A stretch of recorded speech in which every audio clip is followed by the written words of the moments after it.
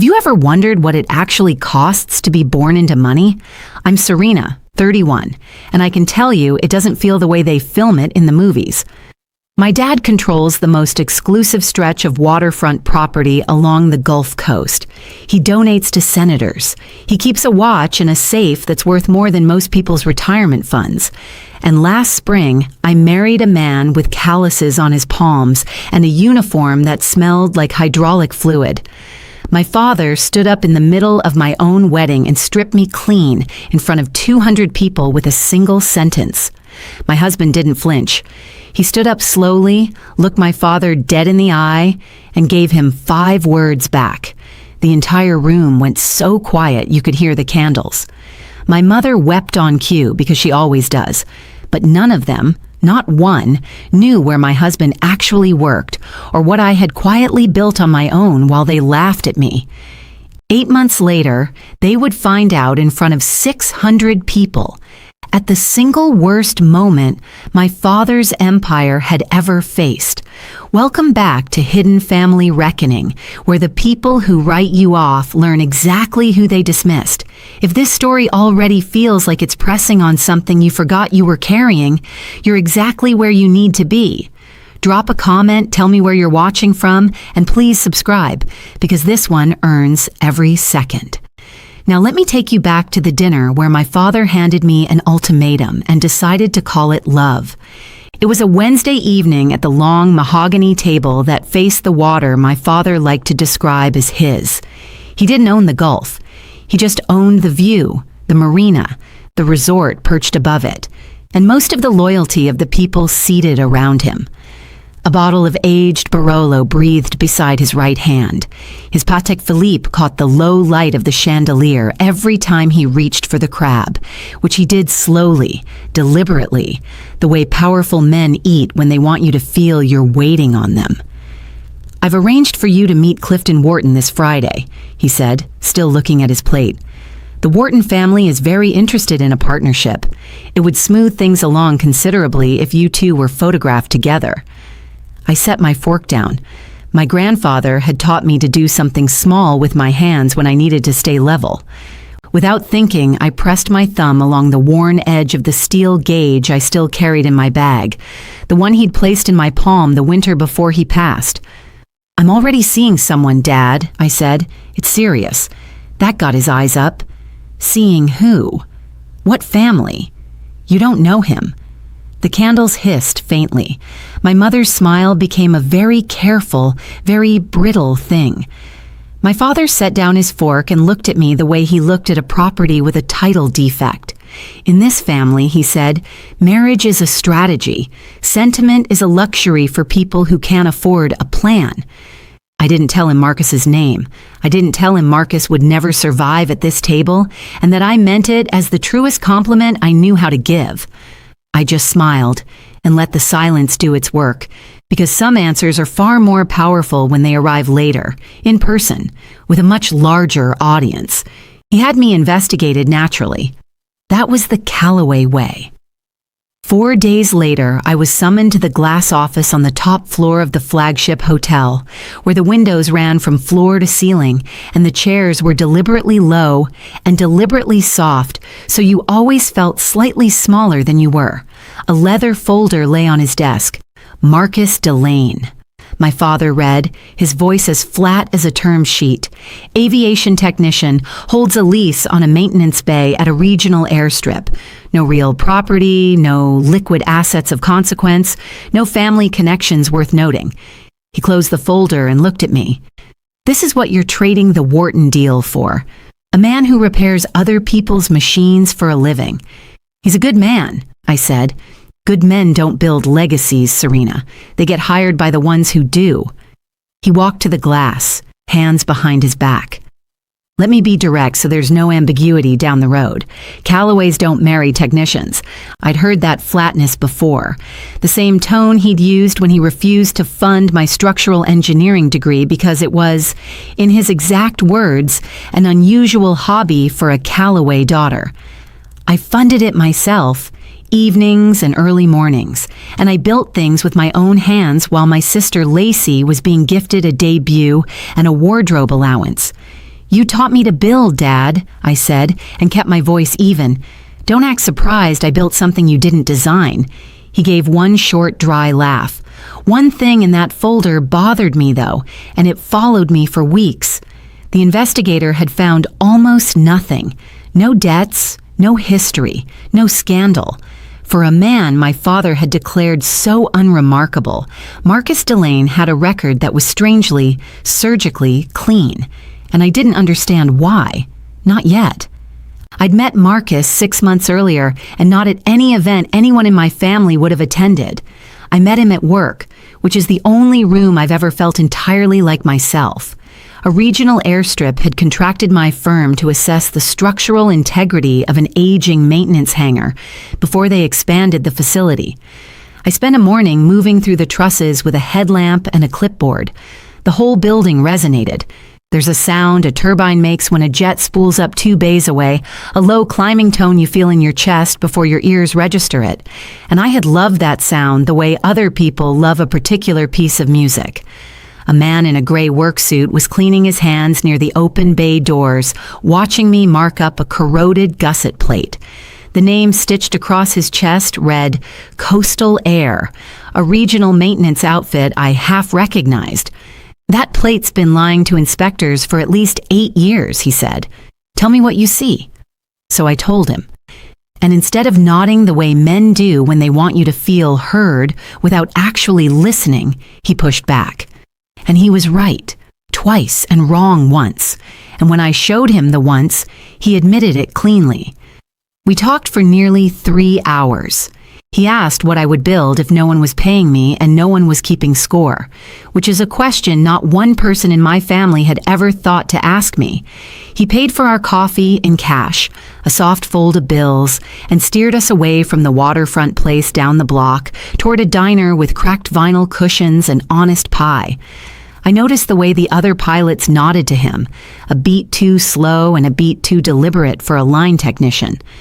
I filed it away and I let it go, because he was looking at me like the work was real, and the work was the most real thing I had. "I don't care what your last name is," he said when he walked me to my truck. I believed him. He proposed in the hangar, which was exactly right, because that was the room where I was most myself. No string quartet, no rooftop, no jeweler on retainer. He had machined a band himself on the lathe in the back room. Brushed titanium, slightly imperfect at the seam, and he was nervous in a way I had never seen from him. "I can't give you the life they mapped out," he said, "but I will never make you feel small." I said yes before he finished the sentence. Telling my family was a different kind of project entirely. I gave them 2 months' notice the way you'd warn a neighborhood before a controlled demolition. My sister Lacey knew within hours and posted a photo of a socket wrench to her 180,000 followers, captioned, "Bold move. Hope love covers the electric bill," with 3 laughing emojis. Clifton Wharton, the man my father had pre-selected, went around the club telling people he'd had a narrow escape. My mother called and breathed into the phone for an entire minute before she spoke, and my father, when he finally reached out, didn't raise his voice, which was always so much worse. "You want a wedding," he said. "Fine. I'll give you a wedding you will not forget." I should have heard the threat wrapped inside the offer. I didn't, because I was happy, and happiness makes you generous with people who haven't earned that generosity. I told Marcus what my father had said, expecting him to be nervous. He just nodded slowly, the way someone checks the weather before a flight they've already decided to take. "Let him plan whatever he wants," Marcus said. "We'll still be married at the end of it." That kind of calm should have told me everything I needed to know about who I'd agreed to marry. It didn't. Not yet. My mother arrived 2 days later with a portfolio of bridal references and a face composed for mourning. She didn't ask whether I was happy. She asked what people would say. "Do you understand what this does to us?" she said, dabbing at a dry eye.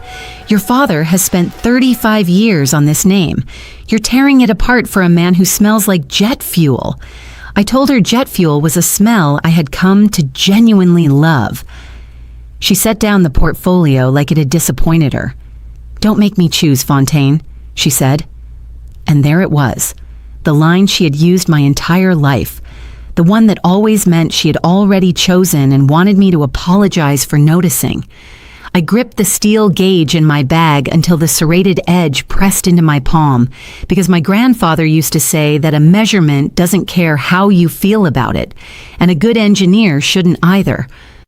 "You already chose, Mom," I said, "a long time ago." She flinched, and for 1 second something genuine moved beneath the performance.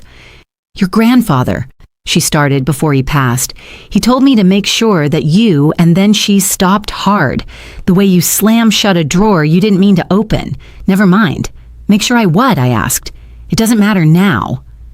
She gathered her magazines and her grief and left, and I sat there a long time, turning that unfinished sentence over in my hands like a component that didn't fit any assembly I recognized. My grandfather had asked her to make sure of something about me, and she had decided I wasn't supposed to hear the rest. The first card declined at a tile supplier of all places, while I was paying for material samples. Then the second. Then the modest consulting retainer I earned through the family foundation simply stopped appearing. No explanation, no call, just a number that went to 0 overnight. By the end of that week, my father had quietly pulled every thread that ran back to him, the way you'd repossess something at 2 in the morning so the neighbors don't see. The social contacts disappeared without confrontation, which hurt worse than if they'd made a scene. A woman I'd known since middle school sent a text. "So sorry, you understand. Dad has too much going on with your family right now." Another, "Nothing personal. 26 years of birthday dinners reduced to a line item someone decided not to maintain. Here is what my father miscalculated, and it is the same thing men like him always miscalculate. He believed that cutting my access was the same as cutting my capability. I didn't cry at that tile supplier. I drove home, opened a spreadsheet, and did what I had trained myself to do, which is to calculate the load before I allow myself to feel the weight. Rent, groceries, my own savings, the independent contracts I could chase that had nothing to do with the Callaway name. The numbers were tight, but the numbers held. Marcus found me at the kitchen table that night and offered gently to cover everything. I said no, and I meant it completely. "I need to stand on my own feet first," I told him. "Then you can stand next to me." He didn't argue. He just rested a hand on my shoulder and let me work. My father had canceled a card. He hadn't canceled my hands, my license, or the mind he'd spent my entire childhood pretending was decorative.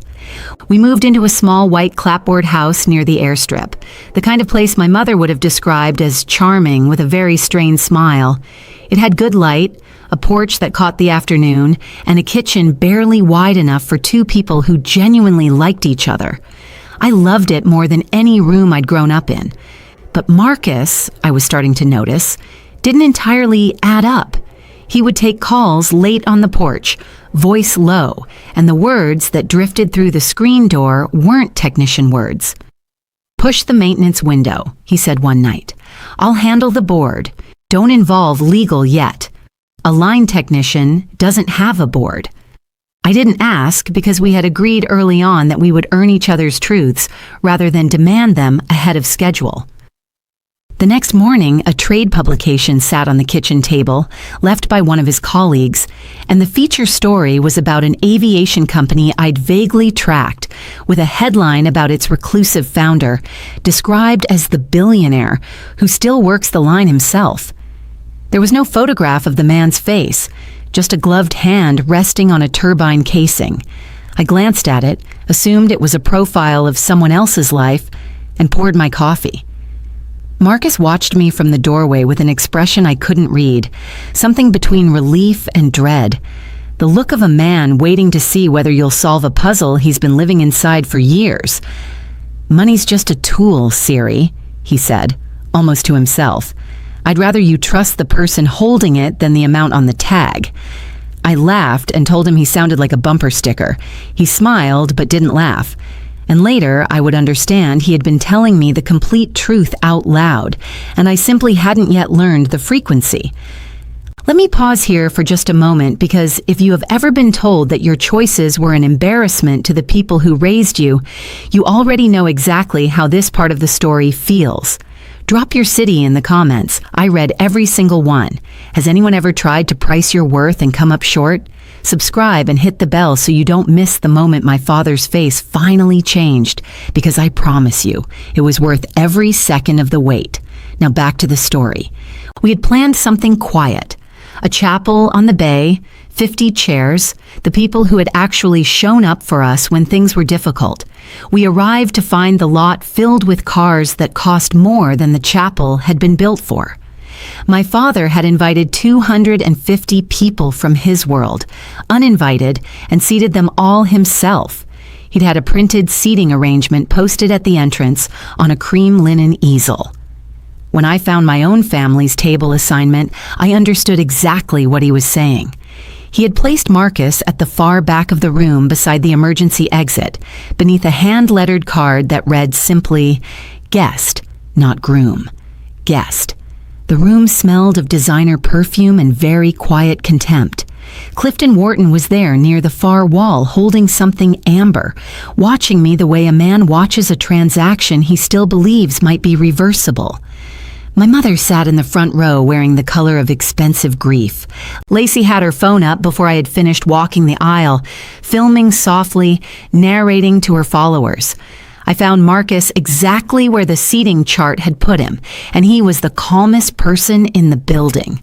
"Your dad has a real gift for staging," he said quietly. "He does," I told him. "He always saves the speech for the last act. We were married anyway.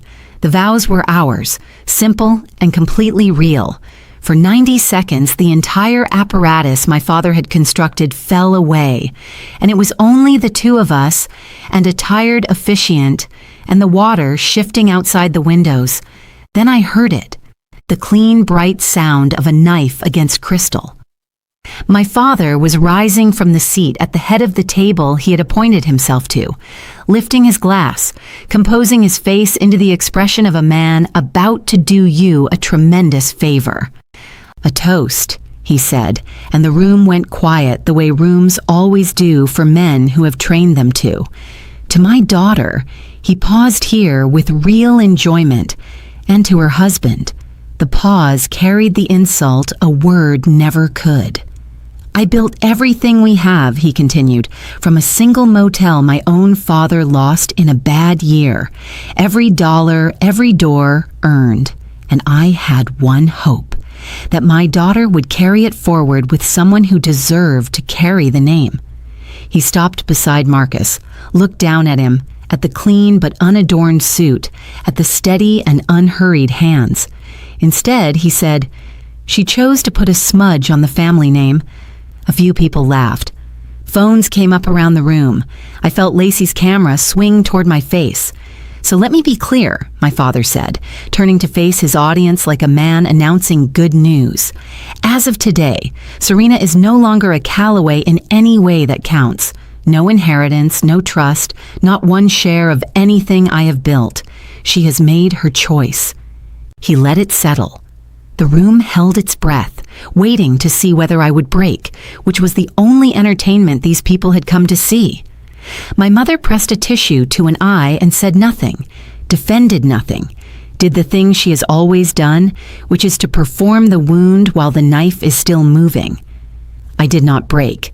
I stood straight, the way my grandfather had taught me to stand when a structure is under more load than it looks built for, and I let my father finish his performance, because I had learned a long time ago that the loudest voice in any room belongs to the person who has the least left to say.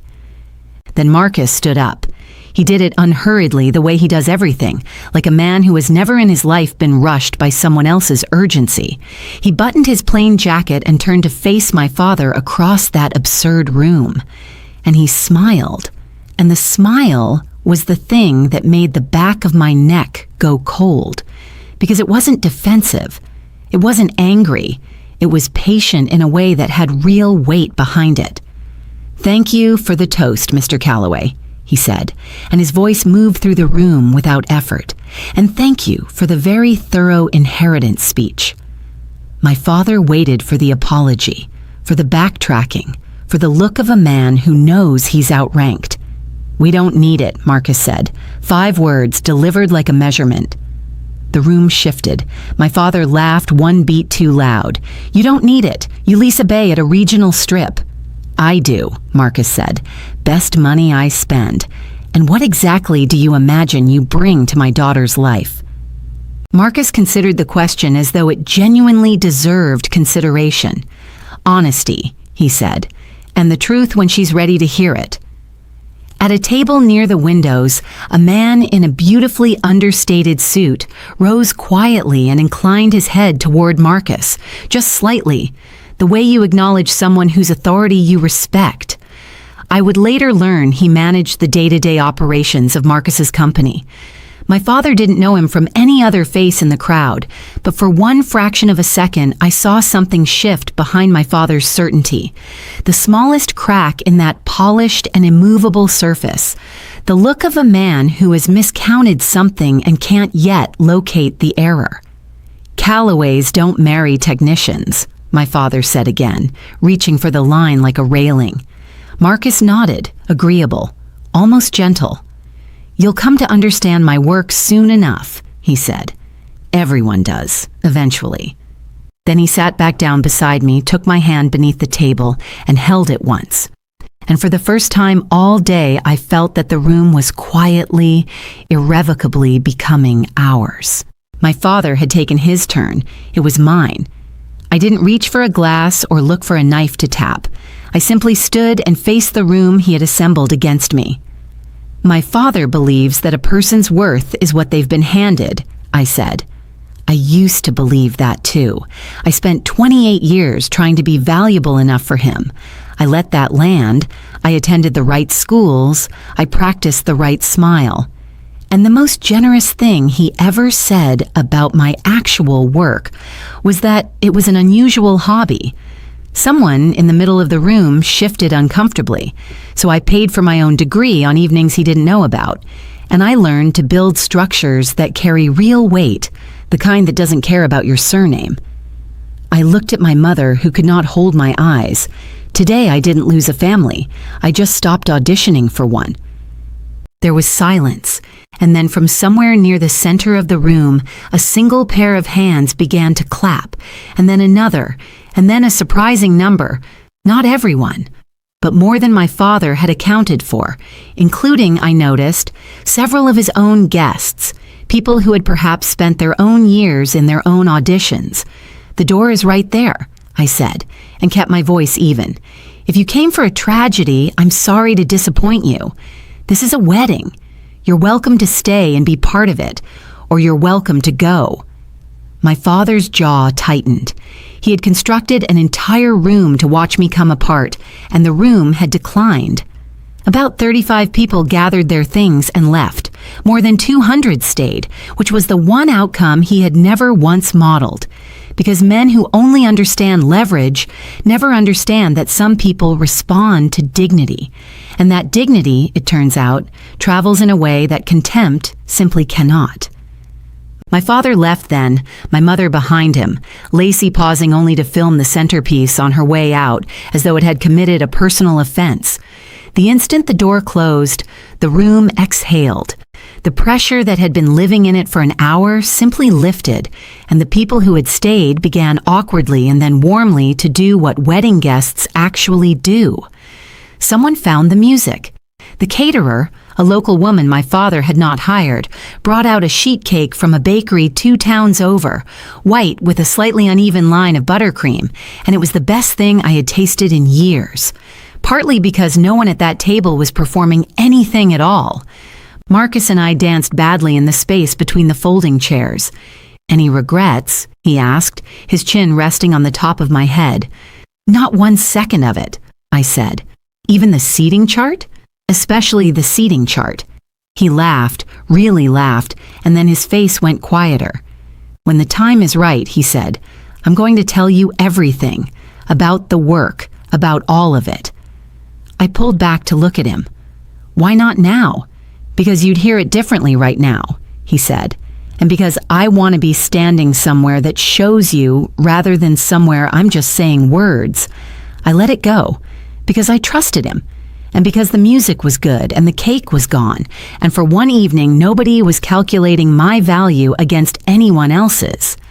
I had no idea that the place Marcus wanted to be standing when the truth finally arrived would be a stage in front of 600 people. And that the worst seat in the room would belong to the man who had spent the afternoon deciding where everyone else should sit. 2 weeks after the wedding, a lawyer I had never met called and asked me to come in. Her name was Carol Adkins, and she had represented my grandfather, Roy, for 28 years before he died. Her office smelled of old paper and floor polish. Your grandfather left very specific instructions, she said, sliding a thin file across the desk, that certain assets would transfer to you only upon your marriage to someone of your own choosing, without your father's involvement in the selection. You satisfied that condition 2 weeks ago. Inside the file was a single object wrapped in canvas, and I recognized the weight before I even opened it. His steel gauge, the good set, the ones I had watched him use 1,000 times, the twin of the worn one I already kept in my bag, and a letter written in his precise, careful hand. He wrote this 17 months before he passed, Carol said quietly. He asked your mother to give it to you. She returned it to me unopened last autumn and asked me to keep it sealed. I read it twice in that office. Roy had wanted me to have his old machine shop, the low concrete building behind the original motel, the one where he had taught me how to measure before I knew what measuring was for, and something else. A 14% stake in a small structural components company he had quietly funded years earlier. A company that had, the letter noted in his direct way, been licensing a damping bracket you drew on graph paper at 17 and never thought to follow up on. My patent, the one I had filed as a broke undergraduate and genuinely forgotten. Has this been generating revenue? I asked. Carol's expression shifted just slightly. For approximately 7 years. So here is the concrete thing I want you to hold the way I held those gauges in that office until the metal warmed against my palms. My grandfather had left me a workshop, a stake in a company, and a piece of my own teenage ingenuity. And my mother had concealed all of it from me, sealed in a lawyer's drawer for more than a year. I didn't tell Marcus the figures right away. I wanted to sit with them first, the way you sit with a structure before you decide to trust it. The Callaway name had closed every prestigious door in the region, but it turned out the doors I actually needed were ones it had never reached. A harbor authority needed an aging boat dock assessed. A community college wanted its gymnasium rated for expanded seating. A small developer hired me on a Monday and referred me to 3 colleagues by Thursday. Good work done well travels by word of mouth in ways that no family name can buy or block. Then I drove out to my grandfather's shop, unlocked it for the first time in years, and stood in the cool and quiet with the smell of cutting oil still in the walls. His tools were exactly where he'd left them. I called the components company, introduced myself as the engineer behind the damping bracket, and listened, genuinely stunned, while a polite man explained how many infrastructure projects now incorporated my forgotten 17-year-old sketch, and what 14% of 7 profitable years actually amounted to. It was not a fortune measured by my father's standards. By mine, it was something better. It was freedom I had built myself with a mind my family had spent 3 decades describing as a hobby, and it had been quietly compounding the entire time they were busy explaining my limitations to each other. Turns out, I told Marcus that night, finally, the thing they dismissed has been earning behind their backs for years. He smiled that slow, real smile. Sounds like you never actually needed rescuing. I never did, I said. And the strange thing about saying it aloud was realizing it had always been true. The story was in the trade press all month, and even my father couldn't keep it off the business pages. Callaway Resorts was preparing to open its crowning achievement, a billion-dollar flagship up the coast, and the entire concept rested on a single promise, printed across every piece of marketing material. Private aircraft directly to your suite. No terminals, no delays, no waiting. The kind of seamlessness that only the very wealthy pay to take for granted. That promise lived or died on one exclusive partner, the company that would own the airfield, the fleet, and the full operation behind the experience. The name appearing in every article was Meridian Aviation Holdings. I read it the way you read a familiar word in an unexpected context, and underneath all the details, every reporter kept circling. My father had been pursuing Meridian's signature for almost 2 years, chasing a chairman so private that none of the journalists had ever actually met him face to face. The contract was reportedly weeks from closing, and without it, the flagship couldn't deliver the one thing it had already sold to a waiting list of very impatient, very wealthy people. That evening, Aunt Marcus came in from the porch, and somewhere across the field a jet spooled up, that low climbing tone I had loved since the day we met. And the sound and the name drifted next to each other in my mind for half a second before I let them move apart, because the shape the idea was taking was too large for my kitchen. "Long day?" I asked. "Few contracts," he said, hanging his keys. One significant one finally coming to resolution. I mentioned I'd been reading about my father's resort, about the aviation partner he couldn't seem to get in front of. Marcus poured 2 glasses of water and said mildly, "Is that right?" and changed the subject. And I let him, because I still hadn't done the addition. Just a quick pause here, because this is precisely where things shift. My father spent nearly 2 years pursuing a partner he was never permitted to meet, while that exact partner ate breakfast at my kitchen table every morning and washed jet fuel off his hands in my sink. If you have ever watched a truly arrogant man walk directly into a wall he built with his own hands, you'll want to stay right here. Subscribe and hit the bell so the ending finds you, because here it comes. Marcus sat me down on the porch the following Sunday. 2 coffees, a long quiet between them before he spoke. "I need to tell you something," he said, "and I need to do it imperfectly, because I've never had to tell anyone before." I waited. "The hangar is real," he said. "I work on engines because it keeps me calibrated, and it's the only place my mind actually rests. But it isn't the whole picture." "I gathered as much," I said. He almost smiled. "I'm not broke, Sari. I'm the opposite of broke in a way that doesn't translate well over coffee." He turned his cup in his hands.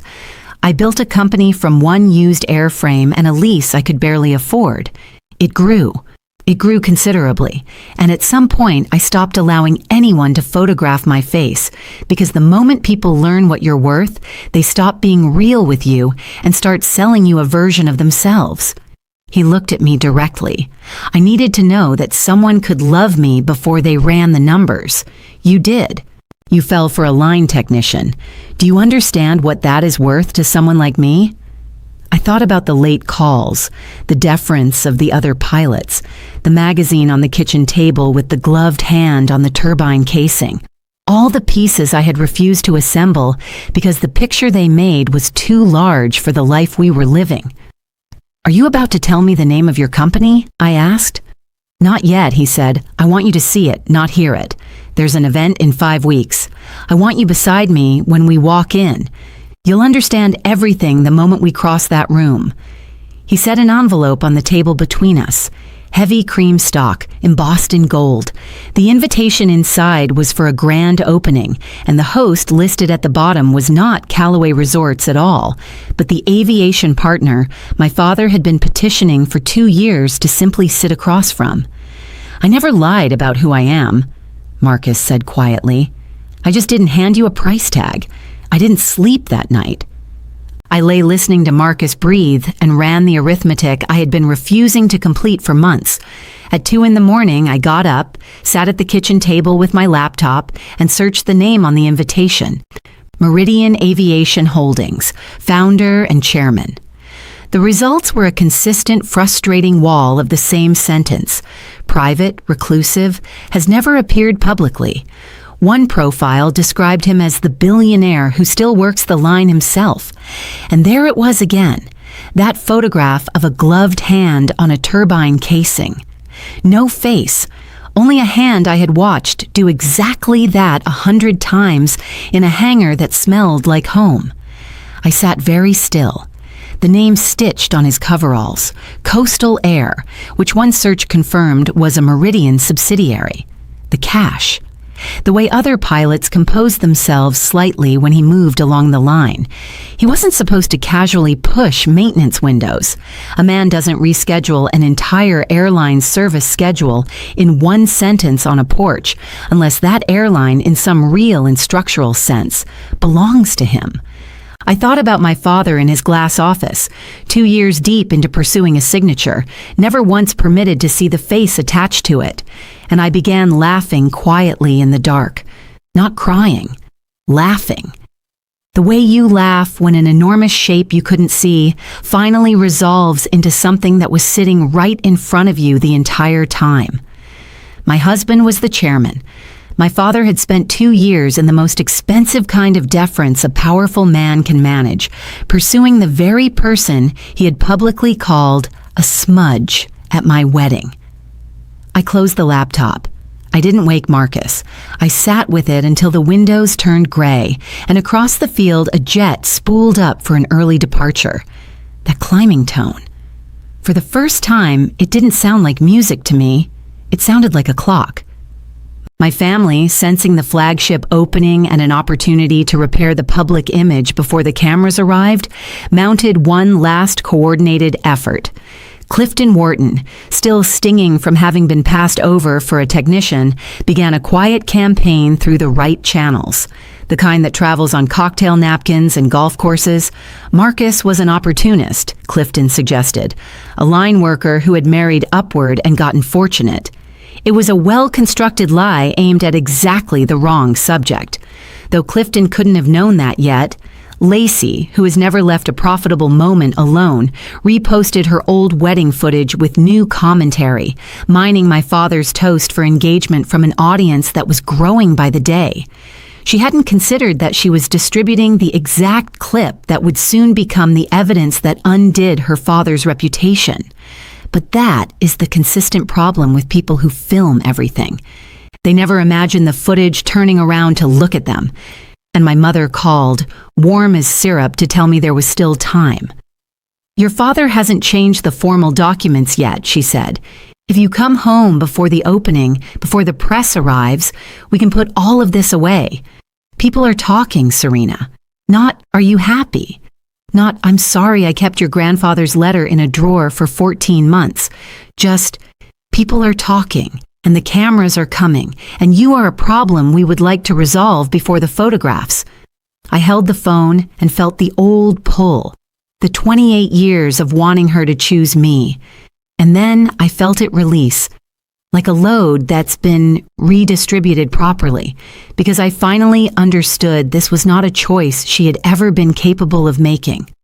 "I'll be at the opening, Mom," I said, "just not in the way you're picturing."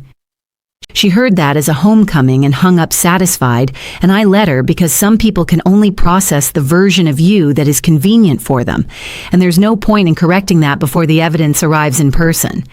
Here's the part I am most proud of, and it has nothing to do with my husband.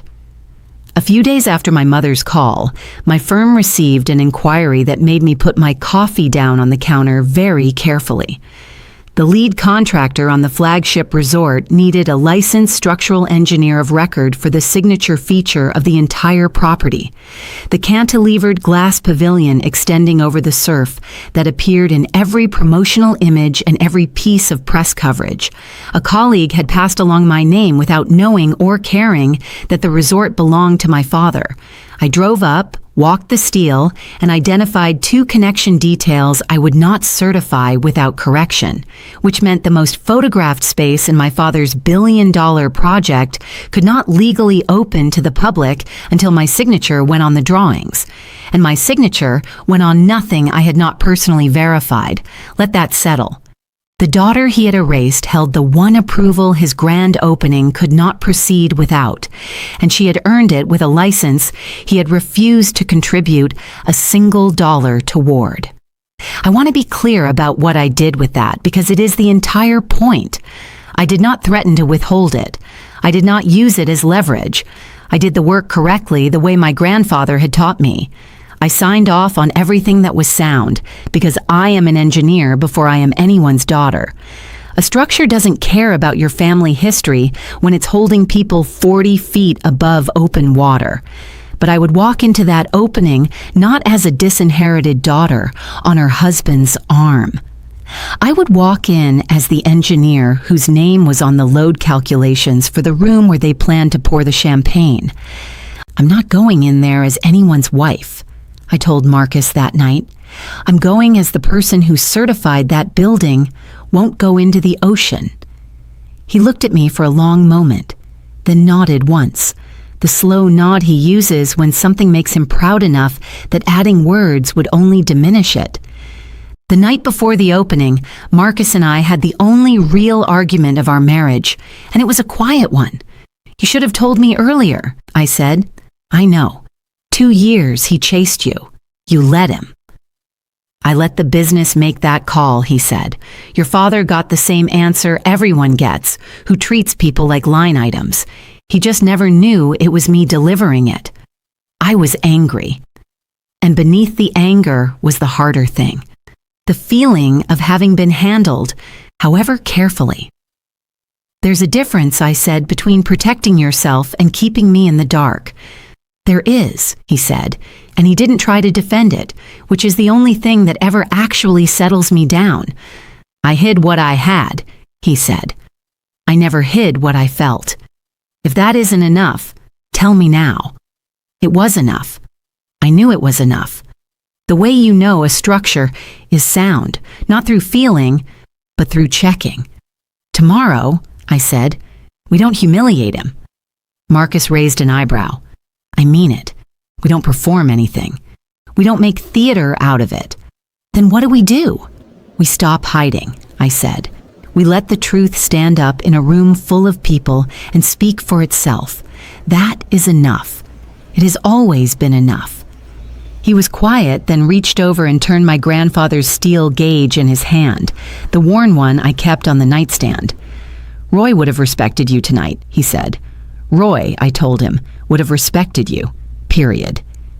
He started out on a line himself. Marcus smiled at that, and we let the argument dissolve into the dark. And I lay awake for a long time imagining my father's expression when the chairman he had been petitioning for 2 years walked out of the crowd. And I made myself a promise that whatever I felt in that moment, I would feel it quietly, because the loudest person in any room is always the one who's losing. The flagship was genuinely stunning. I will give my father that. They had built it into the dune so it appeared to float above the surf, and the overwater pavilion, my pavilion, glowed out over the dark water like something permanent. 600 guests, a lieutenant governor, investors whose foundations had their own foundations, journalists with credentials on silk lanyards, and near the entrance on an easel, a seating arrangement. Because of course there was. My father cannot host an event without ranking everyone in it. I scanned it the way I had scanned the one at my wedding and stopped on a single entry near the center of the room. Chairman's table, Meridian Aviation Holdings, 4 chairs, conspicuously reserved, waiting for the man my father had been preparing to finally impress in person. Marcus's hand was warm at the small of my back. I'd worn black, clean lines, nothing apologetic. The steel gauge was in my bag because I no longer go anywhere that matters without it. My father spotted us from across the room and moved toward us quickly, already carrying the smile he uses to close deals. And I understood with something close to wonder that he believed my mother had been right, that the disinherited daughter had come home in time for the photographs. Serena, he said warmly, for the benefit of the people nearby. I'm glad to see you've come around. He glanced at Marcus with the minimum of civility. Surprised they let you valet your own truck. Marcus said nothing, just that patient, settled half-smile. Above us, a recording of a turbine spooling up began to build through the speakers. The opening of the program, that climbing tone I knew in my chest. The lights dimmed. The master of ceremonies stepped to the microphone and spoke the sentence my father had been waiting 2 years to hear. Tonight, for the first time ever, the chairman of Meridian Aviation Holdings will appear before a public audience. My father turned toward the stage with the wide, eager expression of a man about to meet the partner who would make his life's largest project real. The screens behind the podium illuminated. A single line of text appeared in clean white letters. Meridian Aviation Holdings, founder and chairman. The turbine recording climbed to its peak and went silent, and Marcus let go of my hand, gave me one small, private look, the look of a man finally permitted to stand somewhere the truth could see him, and walked onto that stage. I watched my father's face do something I had spent years imagining and stopped believing I would ever actually see. It didn't collapse. It emptied. The color left it from top to bottom like water draining out of a vessel. His champagne flute tilted in his fingers, and he didn't notice it run down his sleeve. My mother's hand went to her mouth. Lacey, who films everything, lowered her phone for the first time in recent memory and simply stood there. 600 people rose in a wave of applause for the famously invisible man who had finally chosen to be seen. And in the center of all that sound, my father stood absolutely still, the one person in the room who could not move, because the smudge he had named at my wedding was standing under the lights as the most respected name in the industry. And the daughter he had erased was watching from the floor, with her hands folded and her face entirely calm. The master of ceremonies leaned toward the microphone. "Please welcome the man who never shows his face," he said, "Marcus Delane." And Marcus, my husband, the technician from the hangar that smelled like home, looked out over the ruins of my father's certainty and began very quietly to speak. His remarks were brief and entirely professional. He thanked the room, spoke about the people who do the actual work, and said nothing about my family, which was its own kind of precision. When he stepped down, the room moved toward him. Investors, a senator's deputy, a magazine editor, all of them suddenly urgent to meet the man they had been speculating about for years. My father reached him first because desperation moves fast. "Owen," he said, hand-extended voice pitched for the people around them. "This is extraordinary. I always told Serena she had remarkable judgment." Marcus looked at the extended hand, then at my father's face. He answered at a volume calculated to travel just far enough. "I received your proposal, Mr. Calloway," he said, "months ago. I declined it." "But why?" my father pressed. "The partnership is the obvious move. Surely now that we're," he gestured vaguely, "family, we can settle terms tonight." "Because Meridian doesn't build partnerships with people who treat their family like write-offs in front of an audience," Marcus said, without any heat at all, which made it land harder than anger would have. Behind him, on the same easel my father had ordered placed at the entrance, the chairman's table sat with Marcus's name on the small card, plain and undeniable, 4 chairs that had been waiting all night for the man my father had called a smudge. And here is the part that moved from humiliation into something structural. Without Meridian, there was no private aircraft to the suite, no fleet, no airfield operation. My father had pre-sold that exact experience to a waiting list of the most demanding guests in the country, and now he had a billion-dollar building with nothing to fly into it. "You had a chance to welcome me," Marcus said. "You chose a microphone instead." My father turned from Marcus to me, and now the deal-closing warmth was entirely gone and the old heat was rising in its place, the kind he had always used to fill whatever room he was in. "You did this," he said, low and not yet controlled. "You planned this. You let me stand here." And his voice climbed and heads turned. "You humiliated your own father in front of 600 people." This was the moment the shape of my entire life had been building toward, and I had promised myself I would meet it quietly, because the loudest person in any room is always the one who is losing, and tonight, that was not going to be me. I opened my bag and took out my grandfather's steel gauge, worn smooth from 40 years of his hands and a few from mine, and I held it up where the light caught the metal. "Do you know what this is, Dad?" He stared at it, not connecting anything yet. It belonged to Roy, your father, the man who built the foundation of everything you own, in a concrete shop with grease under his nails. His jaw tightened. "You stood up at my wedding," I said, and told a room full of people that Callaways don't marry technicians. I turned the gauge slowly in my fingers. The first Callaway who ever actually built something was a technician. You've spent your entire life pretending you weren't his son. The room had gone very still. A reporter's recorder was visible. My mother had stopped performing and gone genuinely pale. "You said no inheritance," I continued, keeping my voice even and unhurried. "Good. I was never going to inherit you. I was going to outbuild you." And then, because it was true, and because he needed to hear it from the daughter he had described as decorative, I gave him the one fact that took the foundation entirely out from under him. "By the way," I said, "the overwater pavilion you will photograph all evening. It doesn't legally open without my engineering stamp. I signed the drawings this afternoon. You're welcome. I do good work. I always did." The fallout moved faster than my father's communications team could track. By the time the valets were pulling cars around, Lacey's old wedding clip, the one she had been reposting all month for engagement, was circulating again with devastating new context. Here was a man calling his son-in-law a smudge on the family name. Here was that son-in-law revealed as the chairman whose signature the man had spent 2 years begging to obtain. The internet did exactly what it does. 2 of my father's investors found reasons to leave early, and one said, on his way past, "Gerald, we'll need to revisit our arrangement." The lieutenant governor's photographer was quietly redirected away from the family. Marcus found me near the windows of the pavilion I had certified, the surf moving beneath the glass, and he did not gloat, because that has never been who he is. "Are you okay?" he asked.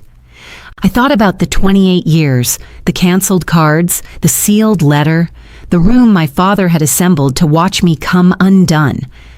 "I'm better than okay," I said, and I meant it in a way that had nothing to do with the noise behind us. I leaned into him and said it quietly, only for us.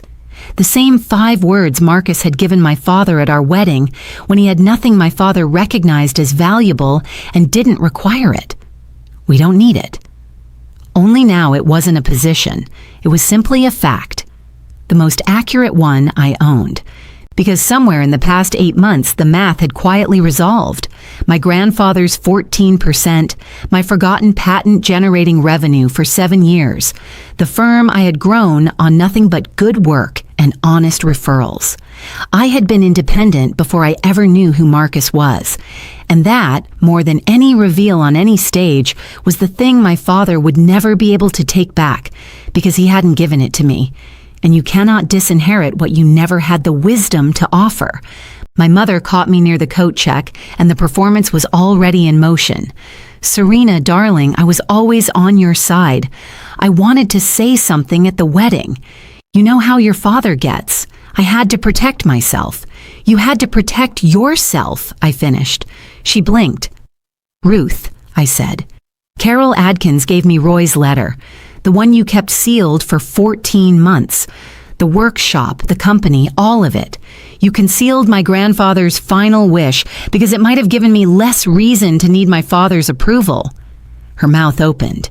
"You used to say, 'Don't make me choose, Mom.'" I held her eyes. "You made that choice the day you put that letter in a drawer." She had no script for that. And for once, she said nothing, which was the most honest thing she had done in years. Lacey drifted over then, mascara genuinely displaced. To my surprise, the edge was gone. "I didn't know about the letter," she said, "and I'm exhausted, Siri. I've been the dependable one for so long, I don't know what I am if I stop. It was the closest to real she had ever been with me, and I felt the pull of it. The old wish for a sister without conditions. But a genuine moment at the very end doesn't erase the camera she raised at my wedding. I believe you're tired, I said. I can even forgive you. I just won't hand you the truth again and watch you record it. She nodded and didn't argue. And somewhere behind us, my father was learning in real time what it costs to spend a life confusing a price tag for a person. The flagship opened 2 months behind schedule, stripped of the private aviation experience it had been built around, and the waiting list of the very wealthy quietly found other coastlines. Callaway Resorts survived.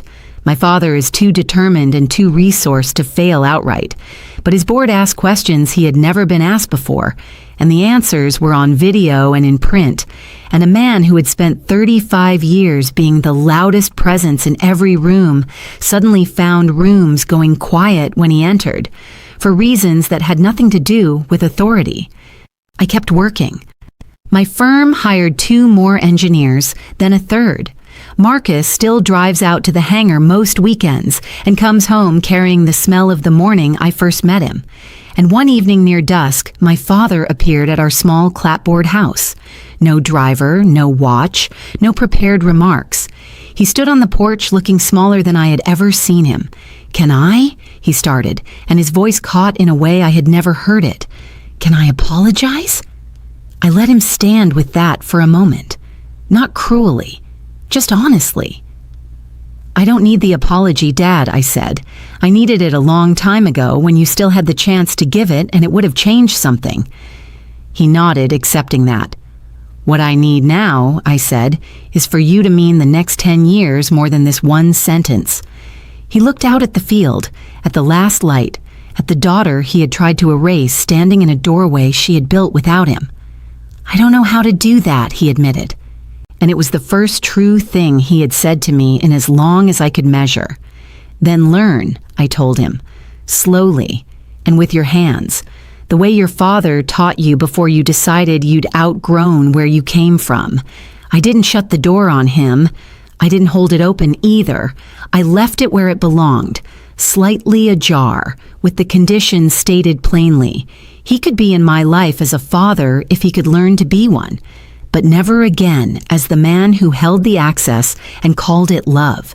There would be no single reconciliation moment, no tearful evening where everything dissolved at once, because real things don't repair at that speed. And I am an engineer. I don't trust a joint that bonds too quickly." My mother sends careful notes now, testing the distance with small words. Lacey and I text sometimes, ordinary things. 2 people practicing being sisters without an audience. And my father comes by some Sundays and sits in Roy's old shop while I work, mostly quiet, watching my hands move. And occasionally he asks me what a tool does, and I tell him, and he listens, which is something he never once did when I was the daughter he was trying to manage. It isn't a fairy tale, it's better than that. It's the truth, repaired slowly by people willing to do the work with no one keeping a record. These days you'll find me most evenings in my grandfather's machine shop, the one my mother tried to keep from me, the one I had to marry a technician to inherit. Roy's steel gauges hang on the wall above my bench now, both pairs, his and mine, catching the last of the light. Marcus is out at the field. I can hear a jet spool up across the water. That low climbing tone that once sounded like music, then like a countdown, and now just sounds like my husband coming home. My father called me decorative. My mother called me a management problem. They were measuring with the wrong instrument the entire time. Here's the only thing I'll leave you with. The one lesson Roy built into my hands before anyone else had the chance. Inheritance is what someone gives you. Worth is what you build when they don't. And no one can ever take back what they never had the wisdom to give you in the first place. That's my story. A canceled card, a borrowed hanger, a sealed letter, and a name I finally stopped needing to borrow. If this reminded you that your value was never theirs to revoke, take that as your sign. Go build something today with your own 2 hands. Share this with someone who needs to hear it. Drop a comment and tell me where you watched from. And subscribe to Hidden Family Reckoning. I will see you in the next one.